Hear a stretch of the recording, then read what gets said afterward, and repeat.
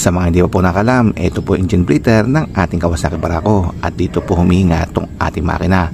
Kaya napaka-importante po na masigurado natin na wala po itong bara, dahil kung may bara po ito ay tataas po yung pressure sa loob ng ating makina na siya naman po ikasisira ng ating rubber seal at mga gasket.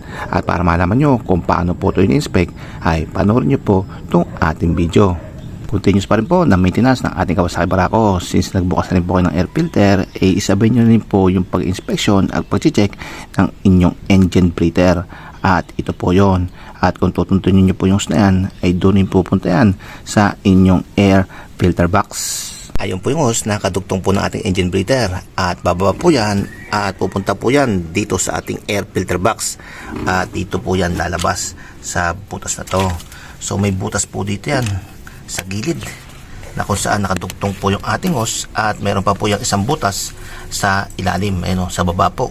At yung butas po na yan ay papunta po yan dito sa ating transparent tube na kung saan ay makikita po natin kung magtatapon po ng langis itong ating makina, dahil dadaan po yan ng ating engine breather.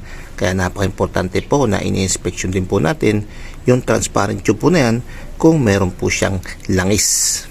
Dahil pag nagkaroon po ng langis itong transparent tube po na to, indication po yan na sobra-sobra po yung langis ng ating makina. O kaya naman ay tumatakbo po tayo ng sobrang bilis na siya naman po nagpapangat ng langis papunta po sa ating engine breather. So dito po yan mapupunta sa transparent tube na to. Sa maintenance naman po nitong ating engine breather ay sisiguraduhin lang po natin na wala po itong bara, dahil kung may bara po ito ay makakapag-build up ng pressure tung loob ng ating makina na siya naman po makapagpaputok ng ating mga seal at mga gasket, dahil wala nga po lalabasan yung hangin. So sa pag-inspection naman at pag-check, tanggalin lang po natin itong kanyang lock at iangat lang po natin itong kanyang hose. So panda rin po natin yung ating makina at tingnan po natin kung may lalabas po na hangin dito, at sigurado naman po na may lalabas. At sa hose naman po, ito po ay bugahan natin at siguraduhin lang po natin yung hininga natin ay hindi po mapipigil. Kumbaga lahat po ng hininga natin ay doon po lalabas sa ating air filter box, tulad po nito.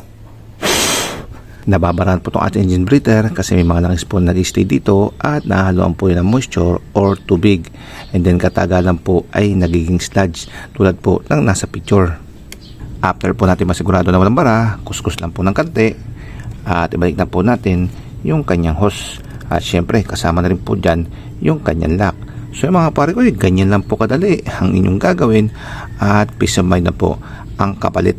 Every time po na maglilinis kanyang yung air filter ay huwag niyo pong kakalimutan na isabay na rin po yung pag-inspection nitong inyong engine breather hose para sigurado po tayong peace of mind.